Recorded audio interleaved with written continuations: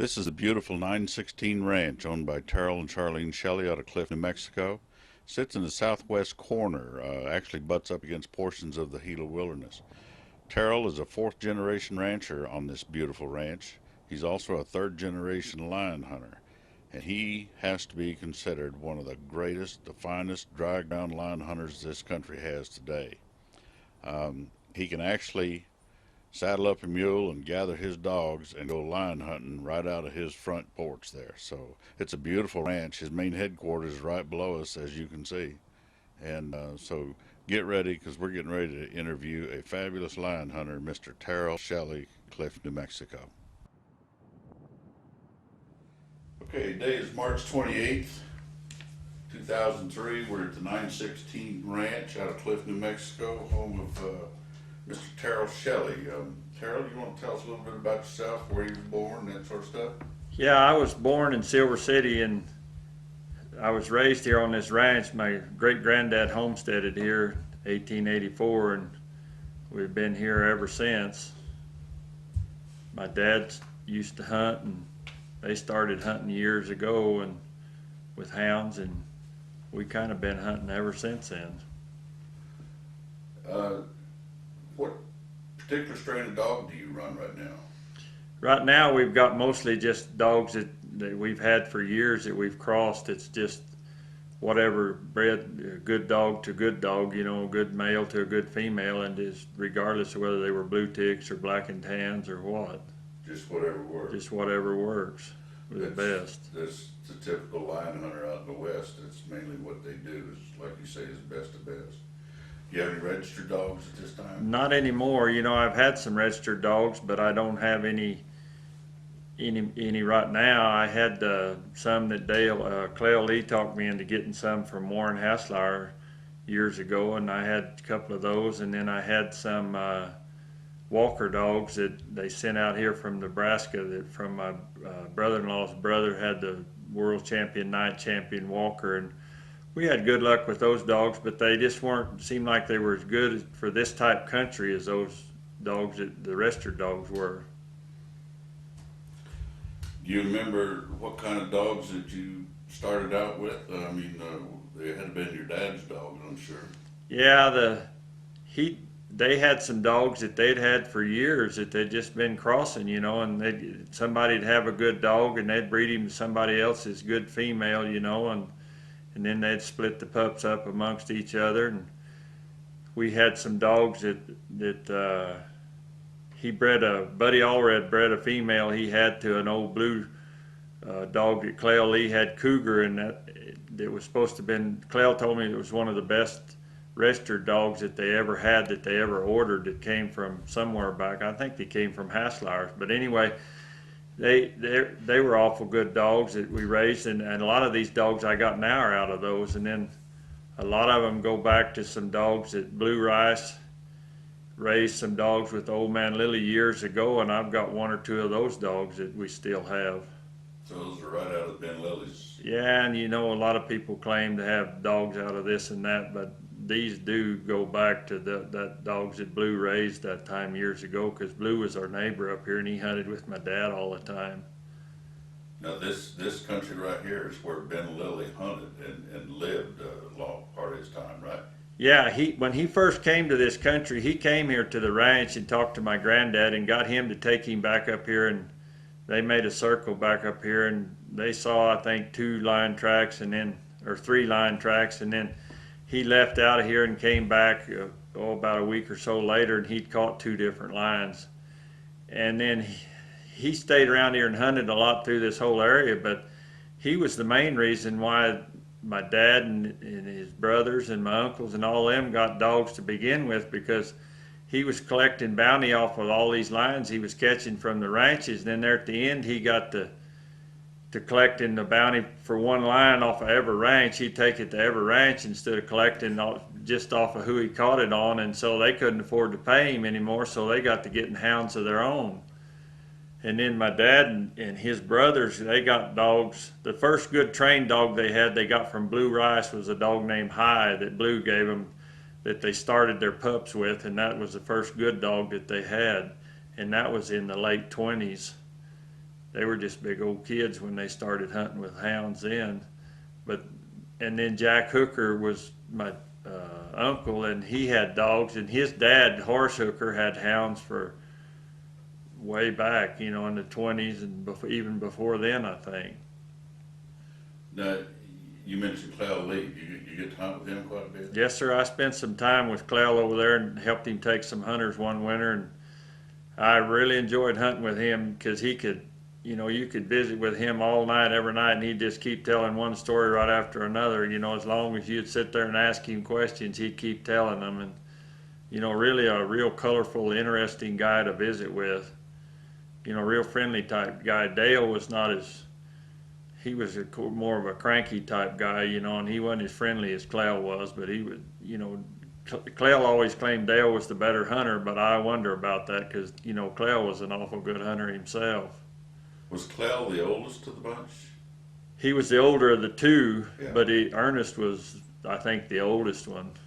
Now, there was 5 of them, wasn't there? And I think there was 5 or 6 of those brothers. 2 or 3 of them got killed. Yeah, Hunting accidents. the hunting accident, a hunter shot one of them under a tree with a lion, and that killed him. They had a lion treat, and the lion jumped out, and the guy whirled to shoot at the lion. The gun went off and shot the one brother. And I think that happened up here on the Diamond Bar Ranch, and Clell and them said that was a pretty sad deal. It took them like 2 days to get out of there with him. And What about Dub Evans? You ever get to meet him? no, I didn't. I never met him. My dad knew him, but I didn't. That was before my time. I don't know what year he died, but that was pretty much before me. How about Shorty Lyons? Oh yeah, I knew Shorty Lyons. He used to come here and stay here at the ranch and trap in the wintertime a lot. And then later years after I moved here and took over, he used to come here and trap and buy furs from us when we'd set a few traps in the wintertime and catch a few coyotes and stuff. He'd come buy our furs, and he was an interesting character too. He lived up in Mogollon, didn't he? Yeah, he lived in the town of Mogollon, the old mining town up there. How about the lion population today compared to, say, 30 years ago, 40 years ago? I think we don't have near as many lions right here in this area. I think there's a good lion population overall, but right here in this area we don't have as many lions as we used to because we don't have the deer we used to have. There's not hardly any deer left, and that's what used to bring all those lions in here so much. What do you think happened to the deer? Well, I think the coyotes kill most of the fawns every year until eventually those old does eventually just died off, or they caught them too. Did they have a spell of heartworms back in the 60s? They could have, but back in the 60s and early 70s is when they really peaked out here, when there was lots of deer back up here. Yeah. On your dogs, what type of feed do you feed them? I feed my dogs Purina dog chow because we've tried different dog foods through the years, and it seems like when you start hunting them really hard, you got to have a dog food they'll hold up, because a lot of those other dog foods would just seem like the more you fed them, the thinner they get and the weaker they get, and then when you're hunting them hard, you got to have something that will really stay with them, and give them a lot of energy. And then a lot of times when we're hunting hard, we'll take a little bit of like Mazola corn oil and sprinkle a teaspoon of that over it. Those dogs need fat for energy, and you feed them these high protein dog foods, and that's not good for those older dogs because it's too hard on their kidneys. How about medication? You do all your own medication? Yeah, we give all of our own shots, our 7-way distemper and all that stuff, and then we give our rabies shots and all of that too. Yeah. And our own worming program and stuff. On pups, on starting pups, how do you like to start them, and what age, and what do you like to do? Well, we start letting those pups go with us is when they're about, I'd say 3 or 4 months old. As soon as they're big enough to travel, we let them follow us around the house here, and then, take them with us when we go horseback when it's not going to be too far for them. But that's the main thing, is starting those pups and getting those pups to mind. And you know, my dad always claimed if you teach those pups to mind and get them to where you can call them to you and teach them what come here means, that you've eliminated a lot of your problems before you ever get started hunting with them. And I think that's one of the keys to, because if you don't do much with them and then you just take them out, well, they're just going to go wild and run everything and do all kinds of things they don't need to be doing, pick up all kinds of bad habits. You almost have to have total control over them at all times. You got to have control over them. If you don't, they're off doing something you don't want them to do, and you just, you know, they got to mind you, but and respect you, but they also got to like you too, you know. And I like a friendly dog that, you know, that minds good. And usually the dogs that are real disciplined and mind good are friendly type dogs. You know, they're not afraid of you or anything like that. You never use training sense, then, do you? I've never used any of that kind of stuff. We've always just taken them hunting, you know, with the old dogs and get them to trailing. And once you get them to trailing and treeing, well, they'll go on. We've never used any of that other kind of stuff, though. How about the shocking collars? You use those? We've used shocking collars, you know, when they first came out with those, we got a set of those Tritronics, and I think, you know, I think they're a good deal because it's a little better than you can kind of got control over them when they get out there, because when a dog takes off after a deer in this country up here, they're pretty hard to stop, you know, and if you haven't got a shocking collar on them or something, you know, they're just, and you spend a lot of your time trying to run your pups down and your horses give out and everything else, you know, you just can't. And then like Dale told me, he said after they came out with those collars and he started using them, he could train 6 dogs where he used to could train 2 same amount of time, you know, because you just got more control over them than you used to have. We used to try to neck them together a lot, but when we had a lot of dogs, you know, we necked a lot of the young dogs together to keep them with us and stuff. But I really like the shocking collars. Especially these new ones where they got a variable on them where you can turn it up and you can either just bump them a little bit or you can turn it way up and really shock one, or you can kind of, you know, if one's just out there and he won't pay any attention to you, you can kind of just bump him a little bit without having to really shock him. Depends on how mad you are at it. Well, and that's got a lot to do with it. And it's kind of comical anymore, because when a dog gets after a deer or runs something he's not supposed to run, instead of getting so dang mad and trying to run catch him, you can sit over there and punch the button, and it's kind of different deal. It's a lot easier on you too. Yeah, I can see that.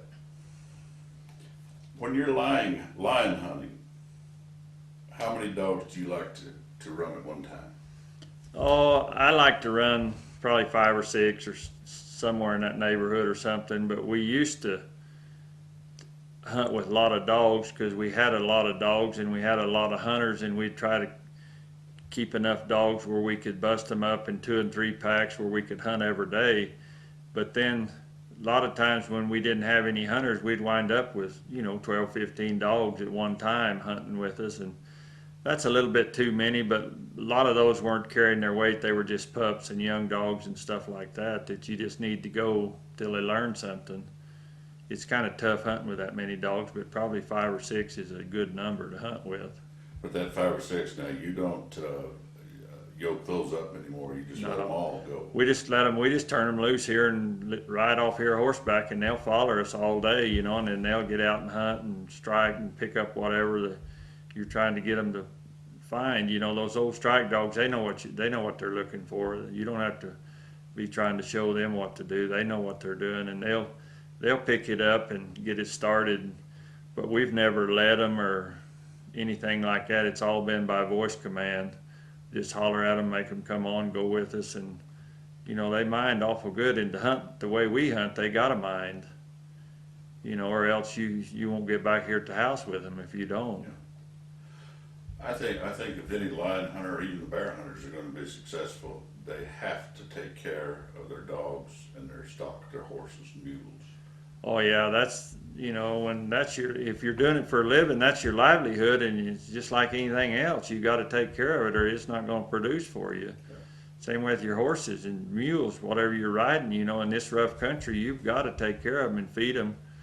I know we grain ours twice a day, and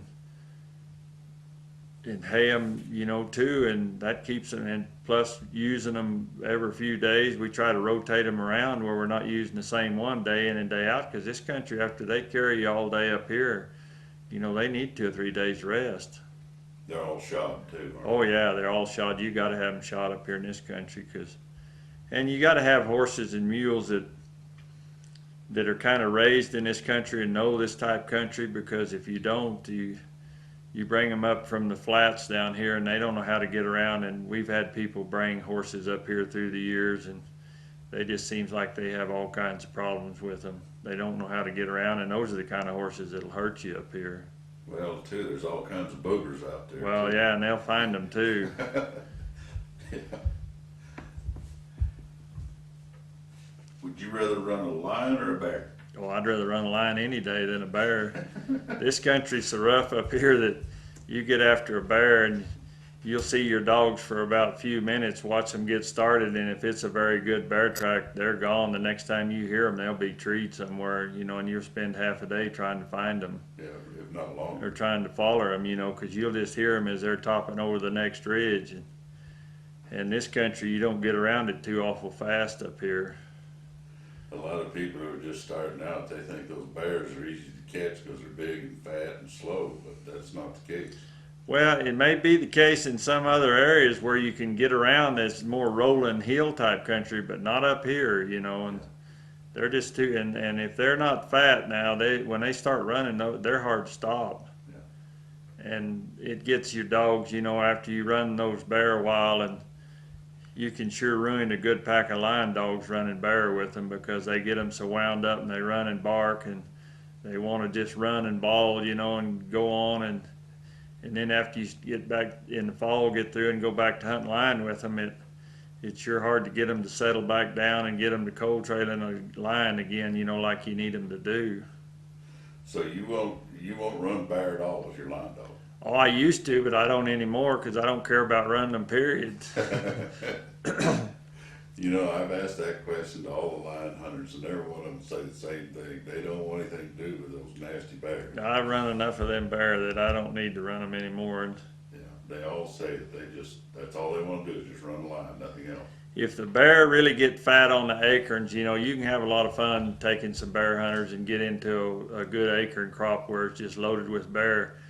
Generally, those bear won't run too awful far, you know, but boy, you try to run them in the spring of the year when they come out of their hibernation, you know, and they're poor after they come out, and they can run from now on. And when they get fat, they can't run very far because they get too hot, you know, they just can't run. But some of them old big boars will just turn around and wade right back through those hounds, and you'll find out whether you got some good bear dogs or not. Find out if that's really what you want to do. That's right. You'll weed the bear dogs out from the others right quick. Also, the lion hunters, they talk about one of the reasons they like to chase lions is that they're involved with the chase. They're right there with the dogs and can see what's going on so much of the time. Yeah, that's right, because the dogs, when they're cold trailing the lion, they don't move very fast, and you can generally stay with them, you know, and watch them the whole time they're trailing. You know, you can see the whole race and everything, and a lot of times you'll see them trail right up to a bluff or a ledge or a bush or something and see the lion come out right in front of them, you know, and see the whole deal. And that's what the good part of it is, just kind of stay with those dogs, and instead of, you know, like some of these guys are doing, putting these tracking collars and stuff on them and just go sit in the truck and wait till they beep them in somewhere. Well, they miss out on the best part of the hunt by doing that.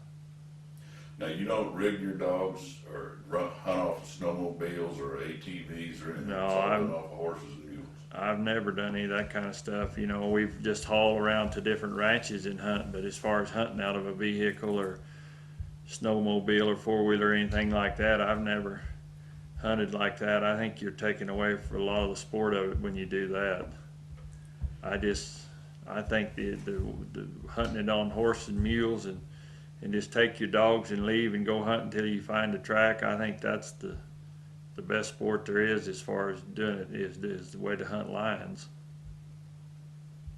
You know, there's other ways to do it, but you know, there's a lot of people anymore that they're not into the chase or the hunt, they just want to kill something, you know, and to me, when you tree one, that's the end of the hunt. Then that's no big deal to either shoot him or take pictures or whatever you're going to do at the end. But it's getting there is the part that I enjoy. Yeah. I've always said that if a person was an expert and would write a book on scent, they could write about a 500-page book on scent alone. I know that you've had some experiences with the scent and some of it being easy to run and some of it not. That the scent is the thing that they've argued about ever since people have had hounds. That I've read a lot of articles on it and stuff, but I've seen a lot of lines that, when a line starts, when they're just traveling along, going somewhere, a dog can trail them pretty easy. But if a lion starts stalking something, or if he gets scared, or hears the dogs coming and he's trying to slip away from him, he starts sneaking along, the dog just can't hardly trail him when they do that. And I don't know what they do, either like when they're stalking a deer or something like that, if they have a way of controlling their scent or something, they're bound to have, because when a lion gets scared, or if he starts sneaking along, you can see him sneak along in front of the dogs, and then they just can't hardly trail it.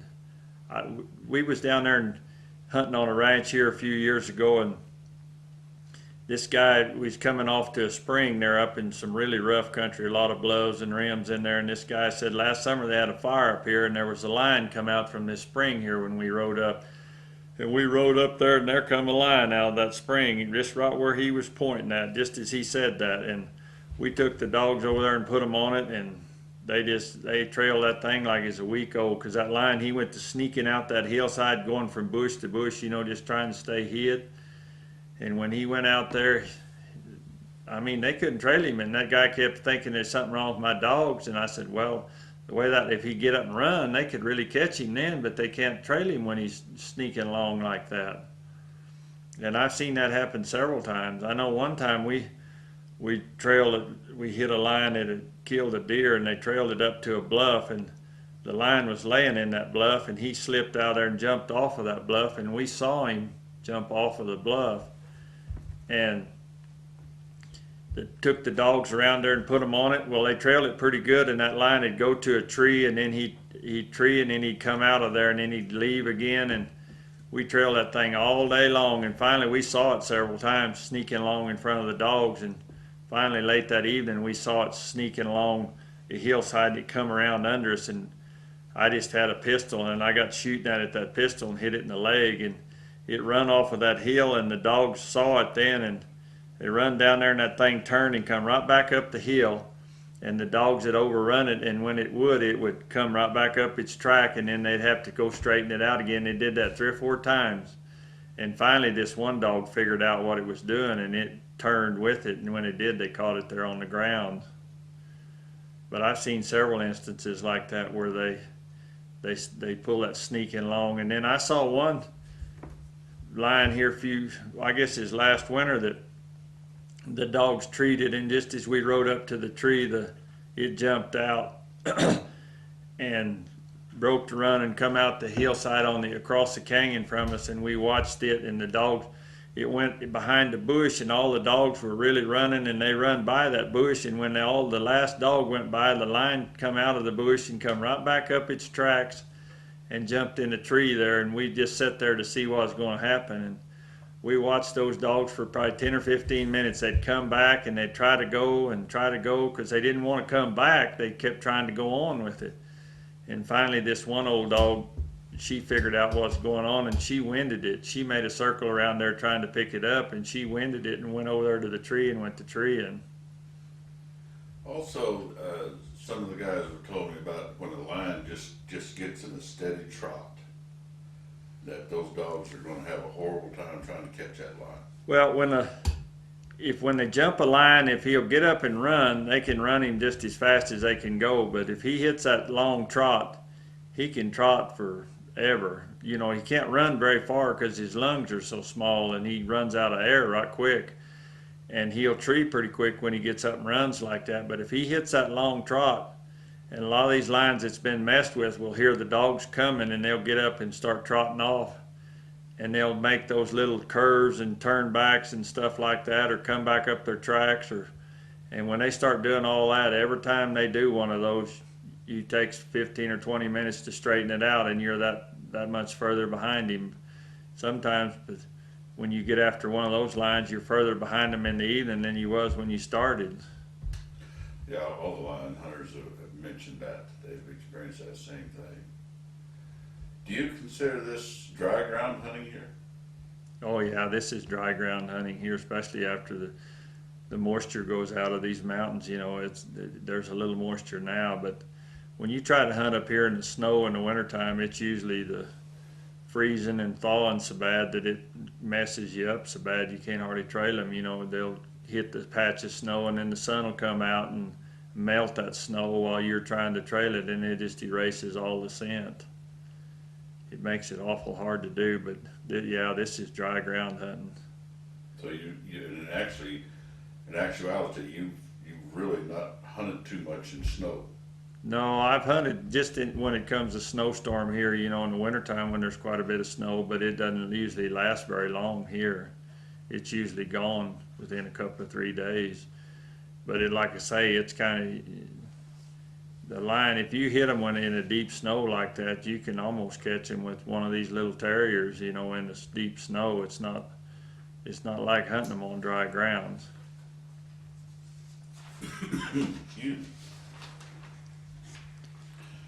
What do you think the future of line hunting is? Do you think we're going to be able to do it much longer, or be around for a while? Or? Well, I've always thought we'd be able to, but then after this new governor we got, I don't know. They've changed the game commission, and it don't look good in New Mexico from now on. I'm kind of awful afraid what they're going to do to the line hunting, because they've already cut out part of the bear hunts just since he took office. Yeah, I've heard that.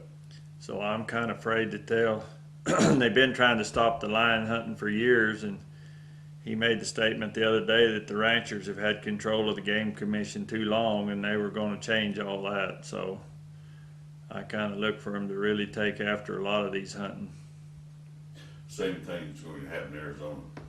Oh, I think so, because California's already cut it out, and if New Mexico does, then when the sad part about it is the people that control all that stuff live in these big cities, and they're not out here living in the country dealing with it every day on an everyday basis like we are, and they feel sorry for the lion or the bear or whatever, you know, and they don't really understand what really goes on. They've read something or saw something on TV or something like that, and they don't know what goes on. But that's where all the votes are. Oh yes, most definitely so. In all your years of here on the ranch and out hunting and everything, how many lions do you think you've seen without dogs? You just see them out there. Oh, I've probably seen 4 or 5. Yeah. That's, you know, and most of them was just when we were either elk hunting or working cattle or something. We saw a lion one time over here in deer season, and they're pretty secretive, you know. When they see you, they just crouch down behind a bush or hide or something like that. Because we saw one, we come over a hill late one evening just as the sun was going down, and we met a lion coming around the trail to us, and in an open hillside, and he broke to run and run across the canyon, and we saw him go out in this ledge over there and go behind a bush. And so these guys wanted me to kick him out, so I decided I'd go up the canyon and come around the hillside to where he was at, and I came back around that hillside, and I knew right where he was at, and I rode up there and looked off that ledge. It's about 3 or 4 foot high, and he was hid down in behind that bush there, and he never would have moved again if I hadn't made him get up. And then, you know, one day when I was hunting with Clay Lee over there on the Blue, he sent me and Justin Marks up the road it had come a little old powdery snow up there one morning, and he said, go up that road and see if those lions have crossed that road, if you can find where they crossed in that saddle up there, and then we'll know which side of the road to hunt on today, because the day before we had trailed them on this one side of the road, and he said, we'll go back over there if they haven't crossed. So we went up that road, and we got up there to a cut in the road where they took the dozers when they built that road and cut a big bank off of there. and there was something that jumped off of that bank and come off of that bank and hit in the road and then went off of the hill there, and Justin stopped and we got to looking, and a deer had come off of this real bad place there and running, and I told Justin, I said, well, that don't look normal for that deer to come off of that bank like that, you know. So I said, there's something scared him there. And I was walking down the road and I said, well, here's where a lion come across the road right here after that deer, you know. And he's standing out there on the bank and he said, well, there's the lion right there. He's right there under the bank, you know. He just couldn't have been a few minutes in front of us. And I had my dogs in the back of the truck, and Clell was back down there with the horses. And so I said, let's turn the dogs loose. So we turned the dogs loose right there, and they took off there and got them started. And they run that thing about 2 miles before they treated. And I left there afoot following the dogs, thinking they was going to treat him right quick, you know. And then Clell had that hunter down there, and that hunter told Clell, he said, I can hear some dogs barking up there. And Clell said, no, they're not running anything. Them boys have stopped and they're looking at something, and those dogs are just barking in the back of the truck. So that hunter didn't say anymore, and pretty soon he told Clell, he said, well, those dogs that I hear are coming down this ridge across from us now. And Clell, he really got excited then. He said, oh, they've turned out on the line. They've turned out on the line, you know, and he got all excited. And it was quite a deal. But as far as just seeing them, you hardly ever see one. Yeah. I know I saw one time on a sheep hunt. I was glassing the hillside about daylight one morning and just happened to pick up a lion walking around the hillside, you know, and I watched him for quite a while. And I went back and got Leonard Hudson and his dogs, because it was up there by his house, and we went up there, and those dogs could trail that thing like it's a week old, because he was sneaking around that hillside, you know, and they couldn't hardly trail it at all. And he kept asking me, you sure that was a lion? I said, I know it was a lion. And he didn't think it was, but it, you know, we found some tracks there, and it was a lion. But you just don't see them very often. And the only reason you'd see one like that is with these high-powered binoculars that they got now, you know, and just happened to pick him up as he was coming around the hill. Yeah.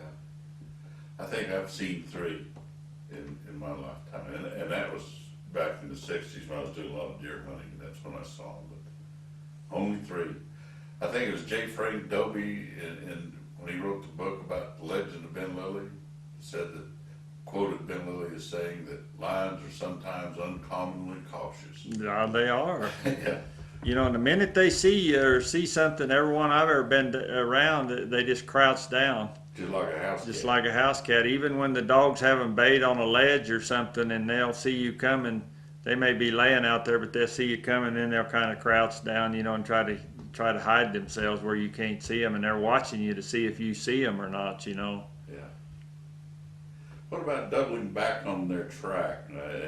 You've experienced that, I'm sure. Yeah, I think they have every now and then you'll get after one, and if he gets in the lead of the dogs, sometimes and I don't know if they do it on purpose or whether they'll run by a tree and then they'll go on out their ways and decide that's a better tree and turn around and come back to that tree, but I do know that some of those old smart lions, because there used to be an old lion up here that my dad and Blue Rice ran for years, that she would do that. They'd get after her, and they never did catch her.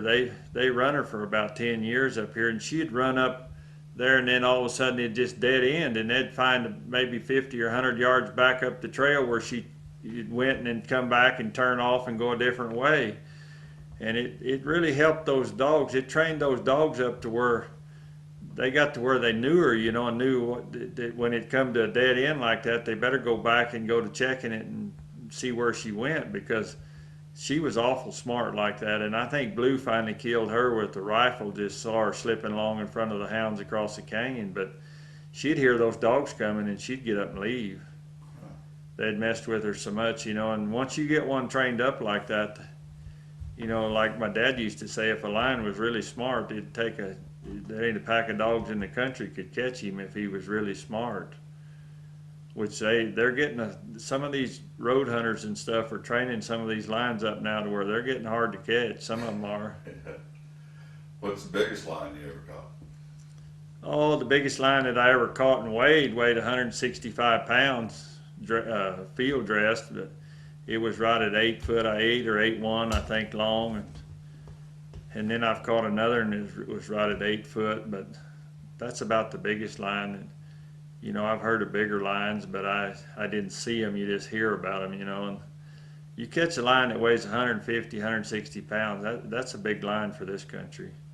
I think they probably get bigger in the north country up there, you know, but I don't think they get much bigger down here. You were really good friends with Dale Earnhardt, weren't you? Yeah, I took Dale elk hunting several years, and then he came lion hunting with us. We met him down in Texas and took him on a lion hunt about, I think, a couple of weeks before he got killed. And it was quite an experience taking him. He was quite a character now. He loved to hunt. He never had hunted with dogs much, and that we caught him that lion, and he kind of fell in love with that. He wanted to do a bunch more of that. You know, he was fixing to come a lot of times after that. Was he pretty ornery in camp? Oh, he was a lot of fun. He always had some. If he got to the first few years he came, he was kind of quiet, you know. But after got to be good friends with him and knew him real well, he was always pulling some prank on somebody or something. They liked to joke around and laugh, and we had a lot of good jokes and teases we pulled on each other through the years. Well, didn't he buzz you one time up here? Oh yeah, he come up here, brought his daughter up here, and we took my granddaughter, and we went fishing up here. And when we left, he went on to town and had that little Learjet and sitting in town, and I was working on a bulldozer out here on the mesa laying a pipeline, and I was going up to Mesa, and all of a sudden I saw that jet come right in front of the windshield on that dozer. He couldn't have been 50 foot off the ground when he come by in that jet. And then another time, I was sitting here in the middle of the afternoon one day, and the phone rang, and he said, "What are you doing?" And I said, "I'm just sitting here. Why?" And he said, "Well, look outside. We'll be there in about 10 minutes. And boy, up the creek they come. They like to took the roof off the house, you know, when they come by. He was trying to show those people the ranch, and he turned that jet back so fast that pilot told him, he said, "They can't see the ranch because they all got their head stuck against the window." And he turned it back so fast that he was quite a character. Well, he had two jets, didn't he? He had a Learjet, and then he had a couple of King Airs, and then he had two Brazilian 30 passengers that they haul those race teams around. One year they brought that Brazilian out here, and so they could haul all their elk heads and meat and stuff back. And then there was 5 or 6 of them in that big old plane, and the pilot and the co-pilot and the stewardess, because that Brazilian had to have a stewardess on it too, you know. So they had the whole works that came. And then one year they buzzed the camp over there. I left my son and my daughter over there, and some other guys were tearing camp down. And after they left here, they'd got in their plane and went back up and flew right over the camp and went right down Mogollon Creek over there and hit the tops of those trees, you know. And the sound of that King Air off in the bottom of that canyon, you know, really vibrates down in there. Boy. Well, he drove his rental cars just like he did his race car too, didn't he? Oh yeah, he had a Suburban here one year, and my son left with him going to Phoenix, and I don't remember how long it took him, but it didn't take him long to get to Phoenix from here. I think like 4 hours to get to the Phoenix airport from here. Yeah. Said he wore the white lettering off the sidewalls of those tires from going around those corners. They went off through Mule Creek and off through the Needles Eye and then out through Globe, you know, all that crooked road. And Yeah. he said, man, they did take a ride through there too. Oh, I can imagine, especially with him driving. My goodness. Well, you got time with him for about, what, 12, 15 years? About 12 or 13 years, I think, we hunted with him. Yeah, I bet that would be a lot of fun. He was a lot of fun. Then he brought some other guys. He brought Terry Labonte a couple of times with him, and then Jody Davis came, the baseball player. Well, Jody's the one that got Dale started coming. And then I think they brought Goose Gossage with them, the relief pitcher for the Yankees, and Keith Moreland, and was a second baseman or a shortstop for Chicago when Jody was the catcher for Chicago. And They had a lot of fun. Those guys were all a lot of fun to be around. They could tell some pretty wild stories about some of the things they'd done Oh, too. I can imagine. But you still take hunters, don't you?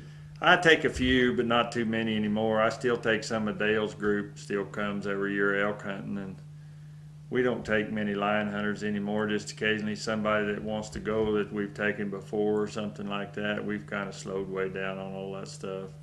Well, way back when you were doing a lot of that. Oh yeah, we took a lot of hunters there for a while. Did you take some real characters that came in here? Yeah, we did. We had some pretty,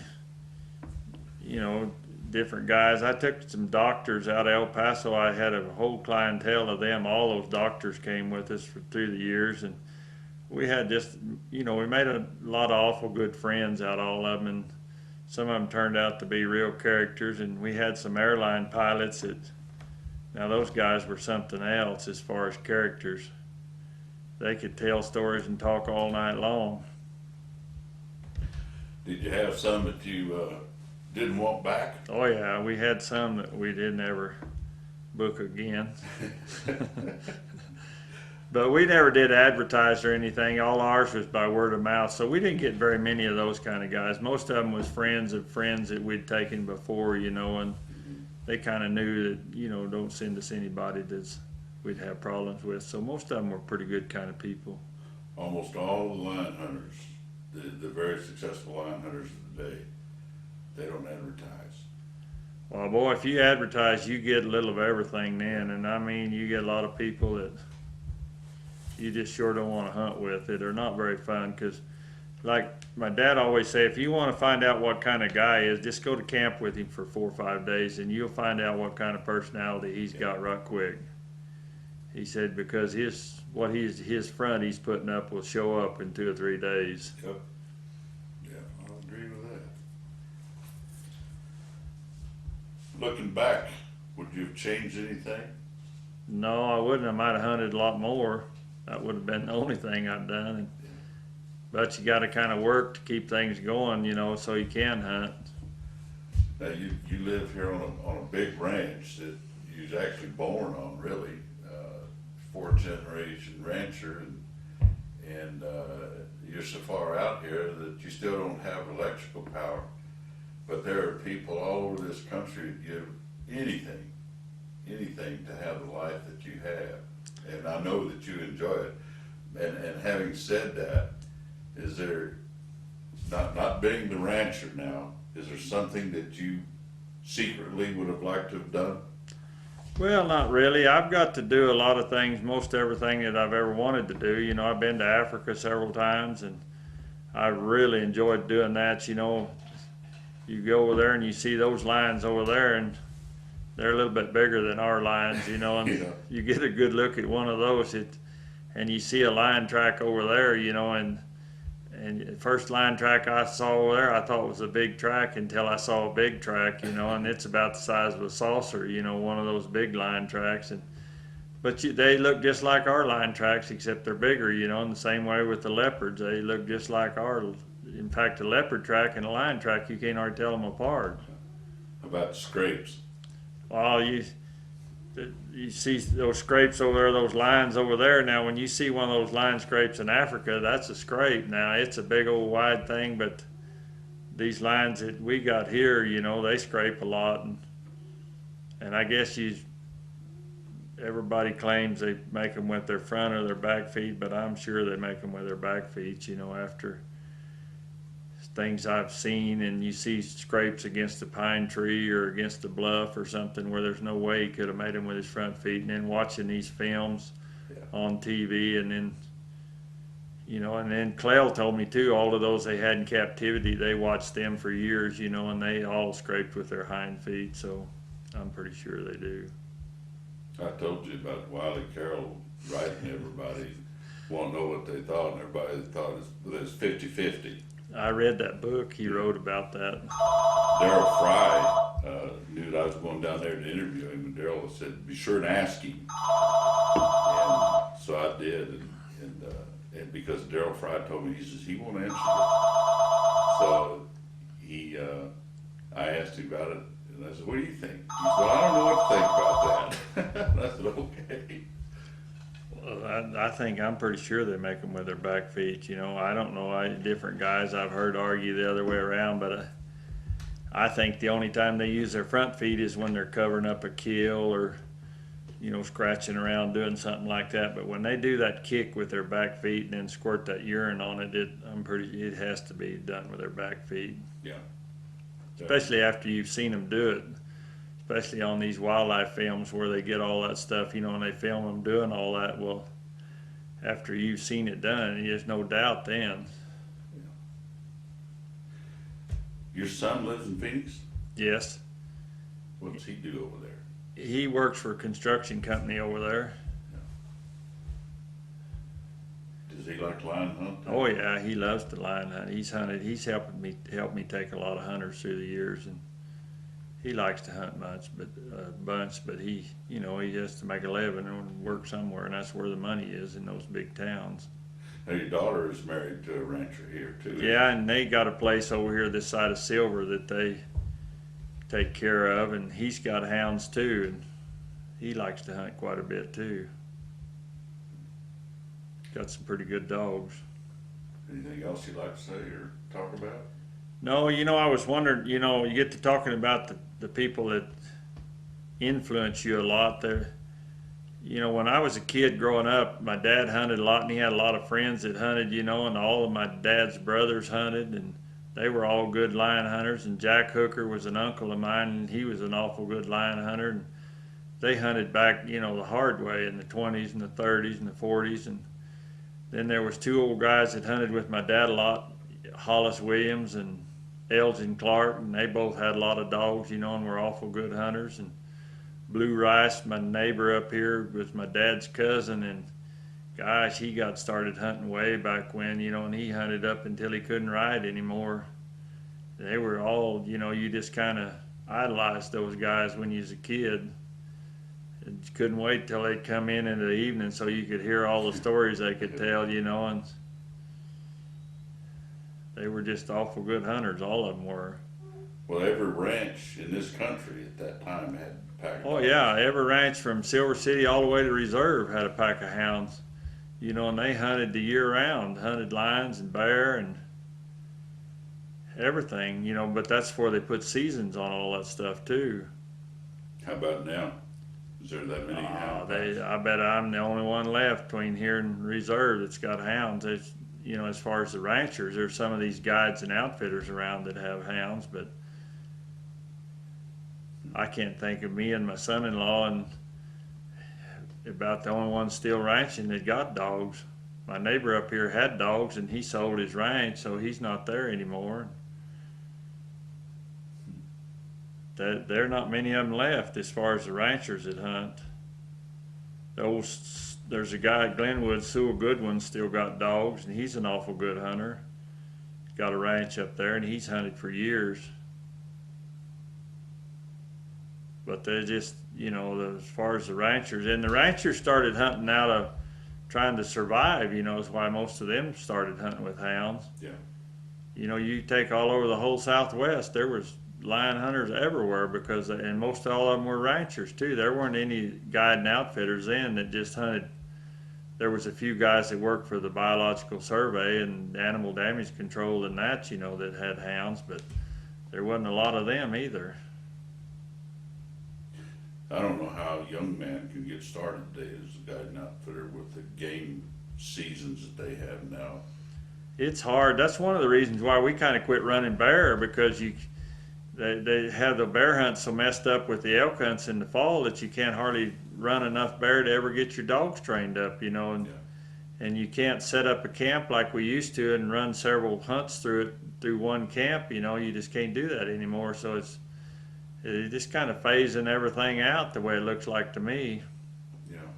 You'd have to really want to hunt. Now, I go down in Texas quite a bit, and there's quite a few lions down in that country, but it's all private land, and you have to be in with some of those ranchers down there. You can't get on there to hunt, you know, and they got quite a few lions, and they'll probably always have lions down there, but those ranches are being bought up by oil people, and hunting clubs and stuff are buying all those ranches up, you know, so they're not really your true cattle ranchers, and a lot of them like to have the game and like to have the lions, and some of them are hunting the lions so to protect their deer and their everything else they've got on there too. So, you know, it's getting tough, harder and harder. I think the best part of all this hunting and stuff is behind us. Yeah. As we know it, you know, there may be better other types, but the way we know it, I think the best of it's all but gone, already behind us. I've said it many times over the last 5-6 years. I'm glad I'm on the far end of my life. Oh yeah, me too. The way everything's happening so fast and so many people moving out and buying these ranches and subdividing them to where, you know, it's just not the same as it used to be, the wide open spaces. No more. Oh, that's right. They ain't gonna be no more. And there's a few of those places down in Texas where there's still big wide open spaces, but there are little settlements where they're buying and dividing those places up too, you know. Yeah. Those other two down there are just cow dogs on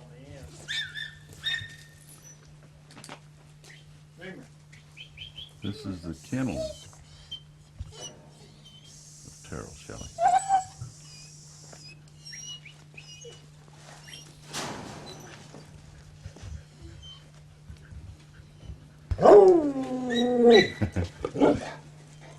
See that heart on that dog?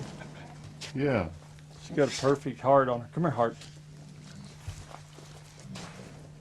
Up there on her back. Up there on her hip, yeah. Mm-hmm. Heart, Heart, come here.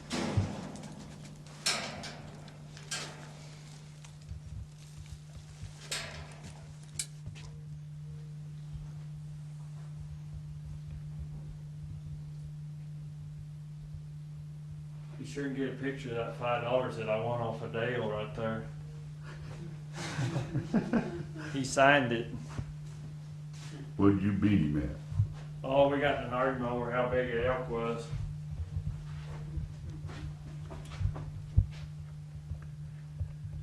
And Dale lost. Says I lost on it. That's one of the only times.